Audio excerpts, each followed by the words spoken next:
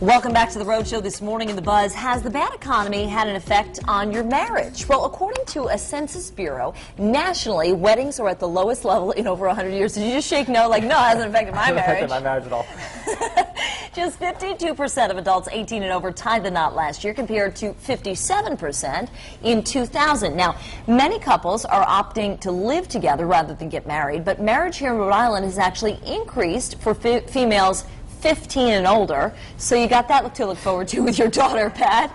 What? 15 is when they start counting these things. And that number rising from 42 to 44%, so more women getting married in Rhode Island at least, but it's still below the national average. Now, in the meantime, the number of divorces in the Ocean State has decreased, but the lack of jobs for Rhode Islanders has seemed to have an effect on couples starting families, because the number of births have dropped in all age category. For example, the number of women having children in their prime childbearing years, which is 20 to 34, don't look at me like that, because I see that look from my mother and my mother-in-law, has dropped from 97 to 67 per 1,000 women. But in any case, I think this is really interesting. So people are delaying having kids. People are delaying getting married, which, you know, there is a... That'd be you. That'd be you. I don't I'm think not you're delaying financially. I'm, right. You know, I'm on the road show. yeah, a lot of options going on now. But you know what's also interesting? Financially and personally, so back off. You know what's one thing? There was someone who I know who liked to use the tagline "cheaper to keep her." The number of divorces, it's true. The number of divorces is decreasing because it's so expensive to live that a lot of people are saying, listen, you take your wing, I'll take my wing, that way we can still pull our resources.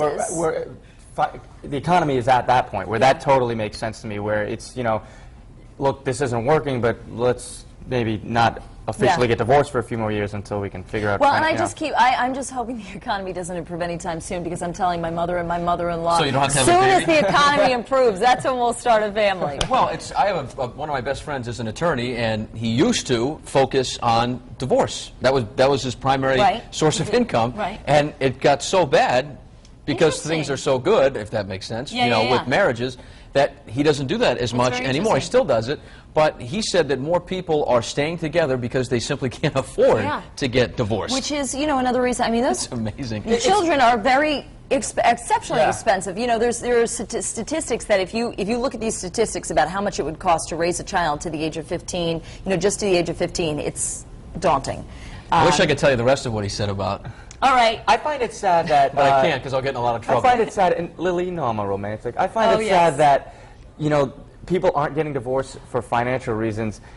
That it's, you know, instead of saying, you know, people are staying together for love. Thank you, Rico Suave. So it's just like friends with benefits. People are staying together because they have to. Yeah, sort of. Legally friends with benefits. I've decided that, you know, as we announced on the Road Show last week, that not only am I going to stay together with my wife, but I'm just going to keep having children. So, you know, I'm going to keep stimulating the economy, dragging, you know, picking up the slack for you two slackers that are just, you know. Listen. No, don't. You just produce more kids that are just going to poop in a river and fill it up and cause more traffic.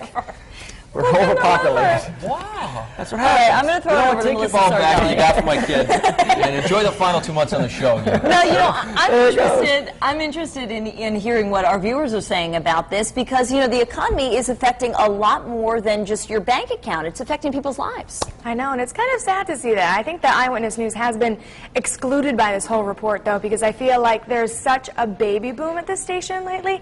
It's been wonderful, wonderful. But I'm here in the New England Tech Center, live blogging on FoxProvidence.com. We're talking about today's buzz this morning with some of our bloggers this morning. So if you're online and wanting to weigh in, please join us on the live blog. It's on FoxProvidence.com. It's right on our home page.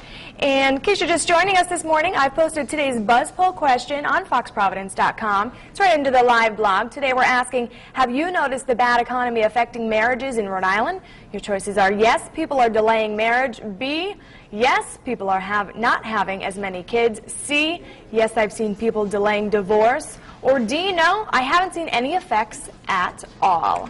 And our friends on Facebook are weighing in this morning. Elena Maria says, people are struggling to make marriages work nowadays, but it's sad and it's stressful, I'm sure, for many of them. And Debbie writes, many causes stress, so it's really not a surprise. The divorce rate is without adding the stress factors into it. You can add the economy into it and more problems.